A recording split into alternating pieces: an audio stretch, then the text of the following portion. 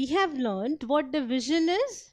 Division is dividing things equally into groups.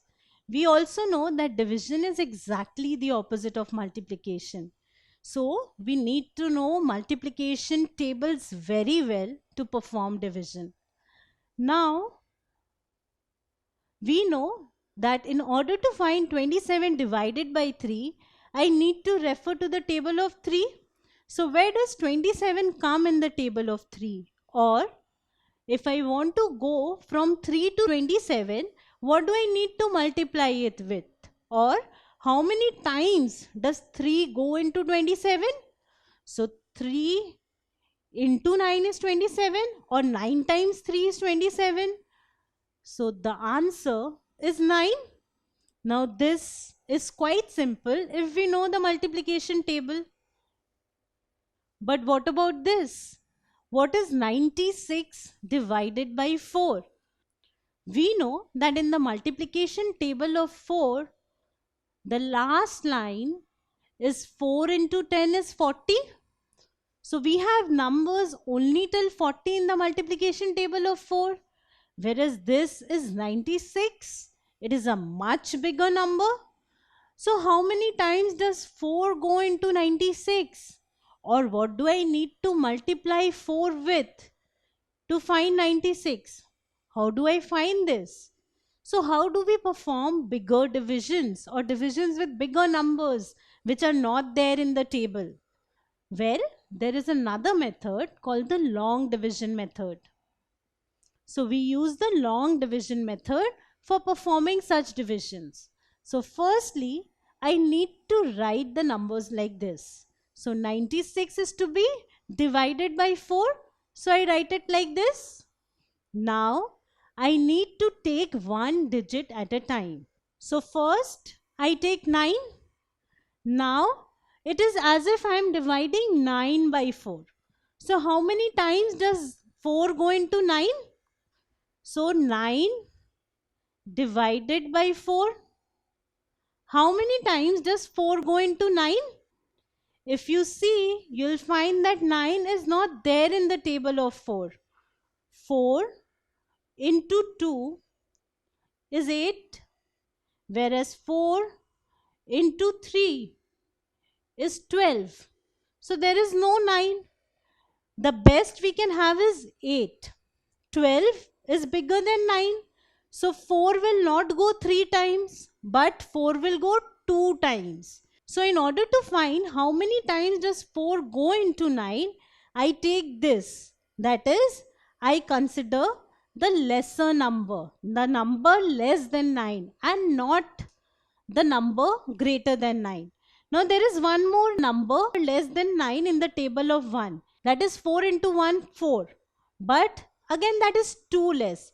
I take the number which is just less than 9. That is 8. So after 8, the next number is 12, which is bigger than 9. So I'll take 8. And how many times does 4 go into 8? 2 times. So I write 2 here. Now note this 2 has to be written just above 9. That is exactly on top of 9. Remember that we need to write this 2 just above 9 because we are considering only 9 and 9 is there in the tens room. So 2 will also go in the tens room. So 2 will be written just above 9. Now 2 into 4 is not 9. 2 into 4 is 8. So I write 8 here. So 9 is more than 8. How much more? So let's subtract and find. It is 1. So I have 1 here. So 4 goes 2 times into 9 and we still have 1 more left. So 4 goes 2 times into 9 and we get 8. But what we actually have is 9, which is 1 more than this. So I need to consider this 1 more. Now I take this 6 down and write it near 8 to get a 16. Now how many times does 4 go into 16? Or what do I need to multiply 4 with to get 16? We know that 4 into 4 is 16. So I write a 4 here. Now this 4 will be written above 6 because we are considering this 6 and 1 which was there from before. So this 4 will go to the ones room, and 4 into 4 is 16. So once again I subtract to see if there is anything extra. 6 minus 6 is 0 and 1 minus 1 is 0. So I have 0 left, and I stop dividing when I have 0 left. So the answer or the quotient is 24. So the answer of this division is 24. So 96 divided by 4 is 24. So 2 tens and 4 ones. So 96 divided by 4 is 24. And I get this by the long division method. So I need to find how many times does 4 go into 9. That is, I need to find the largest number, which is 8. So 4 goes into 8 2 times, but I still have 1 left. Because it does not completely divide 9. So I still have 1 left. Now I cannot leave this one.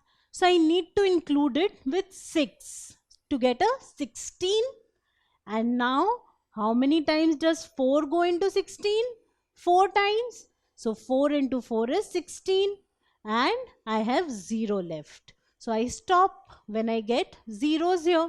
And the answer is 24. So this is how you perform long division.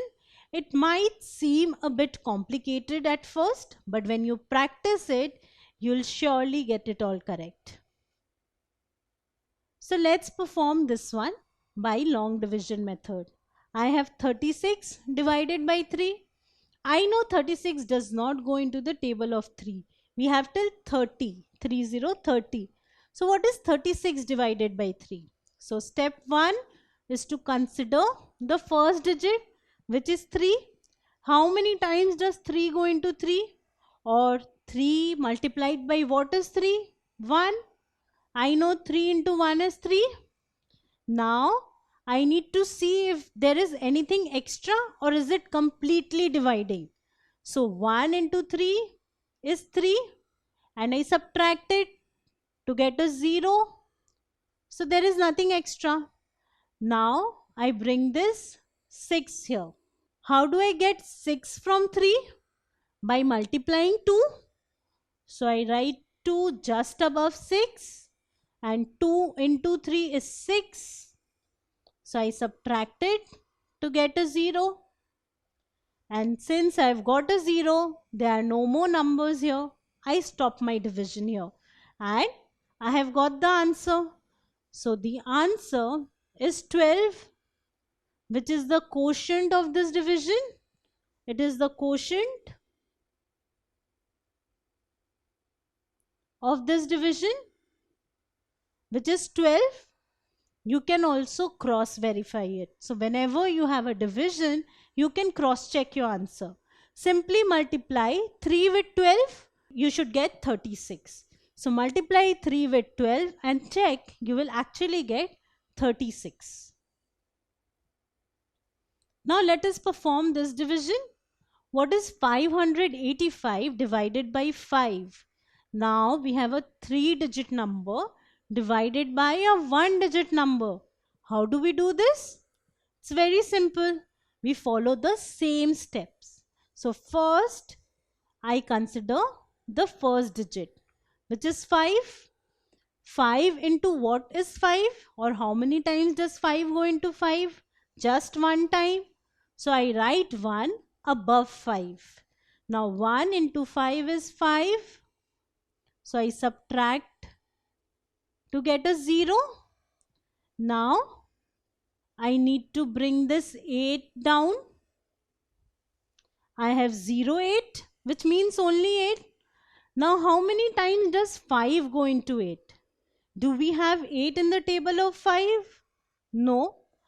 5 into 1 is 5. 5 into 2 is 10. So I see 8 is between 5 and 10. So I need to consider 5. That is the number which comes in the table of 5 just before it, which is 5. Now 5 goes into 5 one time, or how many times does 5 go into 8? One time. 5 goes into 8 one time. 1 into 5 is 5, and we have something extra. So 1 times 5 is 5, but we have something extra. It's not the same. So what is extra? I need to find by subtracting. So 8 minus 5 is 3. So I need to consider this 3 as well because it is left over. And I have another 5 waiting there. So I take this 5 down right near 3. And I get a 35. So 3, 5 is 35. Now how many times does 5 go into 35? Recall the table of 5. Where does 35 come? 5 into 7 is 35. So this will be 7.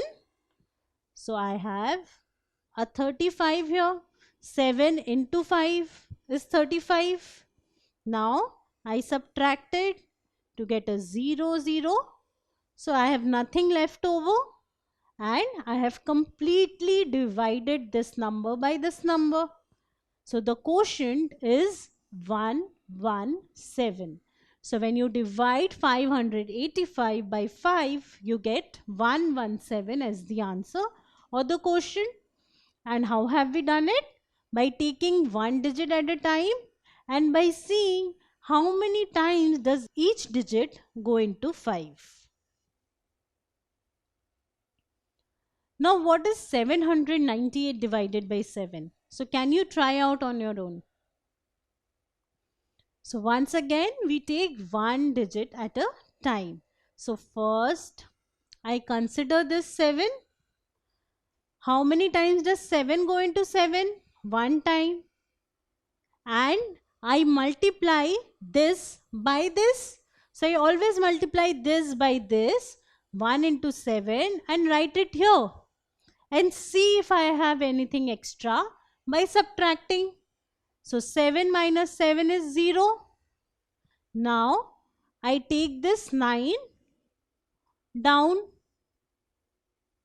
So I have 0, 9, which means only 9. So how many times does 7 go into 9? 7 into 1 is 7, but 7 into 2 is 14.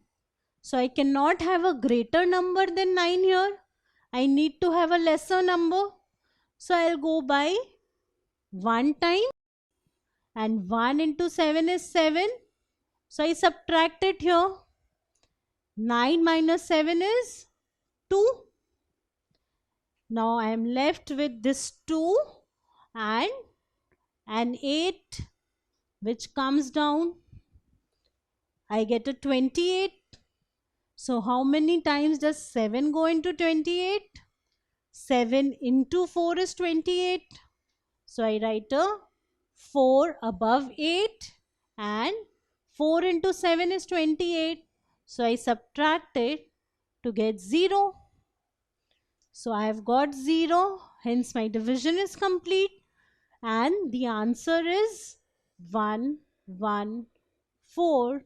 It is the quotient of the division. It is the quotient.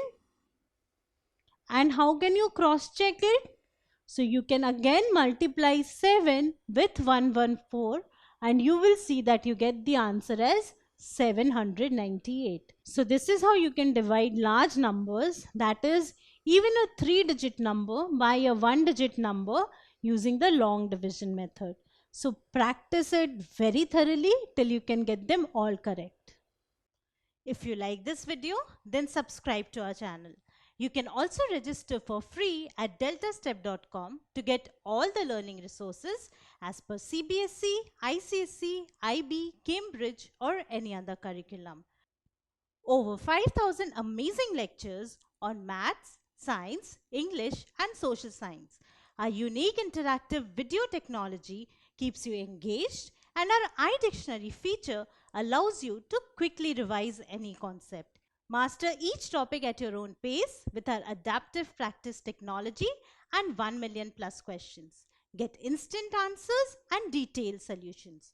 Be exam ready by taking unlimited mock tests, performance analysis along with actionable feedback, personal tutors to resolve the slightest of your doubts. And that's not all. You can also win exciting prizes like PlayStations, iPads, watches, and many more, along with certificates through our Earn as You Learn program. So at deltastep.com, learning is not just fun and easy, it is rewarding too.